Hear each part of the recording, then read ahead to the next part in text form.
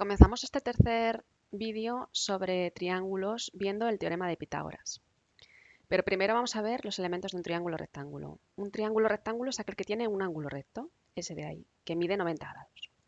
Pues siempre al lado de un triángulo rectángulo que está opuesto al ángulo de 90 grados lo vamos a llamar hipotenusa.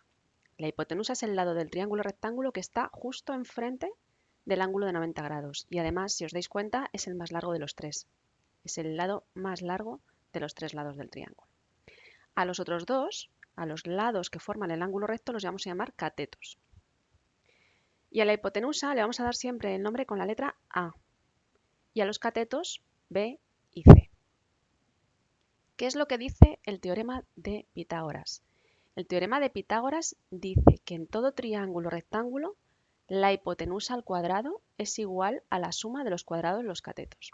Es decir, que si tenemos nuestro triángulo rectángulo con la hipotenusa A y catetos B y C, el valor de A, la longitud de A al cuadrado, va a ser igual a la longitud de B al cuadrado más la longitud de C al cuadrado.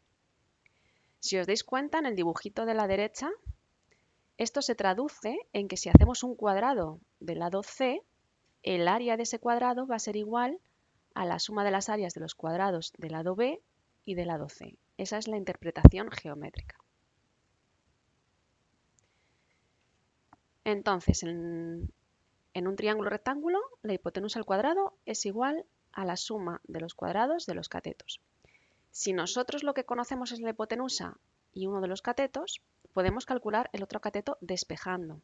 Por ejemplo, si queremos conocer cuánto vale B, pues B al cuadrado es igual a al cuadrado menos C al cuadrado. Y si queremos calcular cuánto vale C, pues C al cuadrado es igual a al cuadrado menos B al cuadrado. Luego lo veremos con unos ejemplos para que lo veáis más claro. Ternas pitagóricas. Una terna es un conjunto de tres cosas. Las ternas pitagóricas son tres números que cumplen el teorema de Pitágoras. Es decir, que uno de ellos al cuadrado es igual a la suma de los cuadrados de los otros dos. Por ejemplo, el número 3, 4 y 5 es una terna pitagórica, porque 5 al cuadrado, que es 25, es igual a 3 al cuadrado más 4 al cuadrado. 6, 8 y 10 es otra terna pitagórica, porque 10 al cuadrado, que es 100, es igual a 6 al cuadrado, 36, más 8 al cuadrado, 64. Vamos a ver ahora unos ejemplos de cómo se aplicaría el teorema de Pitágoras. Tenemos un triángulo rectángulo y nos dan el valor de los dos catetos y nos falta el valor de la hipotenusa. ¿Cómo calculamos el valor de la hipotenusa? Pues aplicamos el teorema de Pitágoras, que nos dice que la hipotenusa al cuadrado es igual a la suma de los cuadrados de los catetos. Sustituimos los valores. B igual a 5, C igual a 12, pues A al cuadrado es igual a 5 al cuadrado más 12 al cuadrado. A al cuadrado es igual a 25, que es 5 al cuadrado, más 12 al cuadrado, que es 144, con lo cual el cuadrado de la hipotenusa es 169.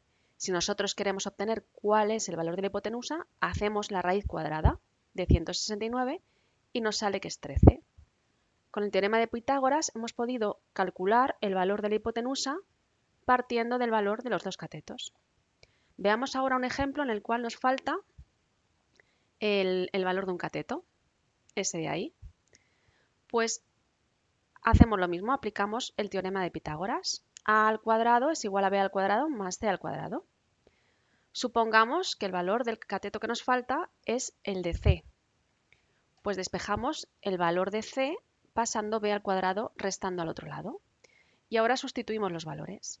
C al cuadrado es igual a 5 al cuadrado, que es el valor de la hipotenusa, menos 4 al cuadrado.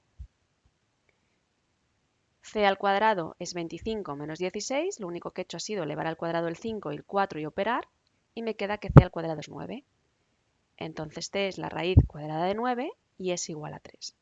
Es decir, hemos obtenido el valor de un cateto a partir de la hipotenusa y el otro cateto del triángulo rectángulo.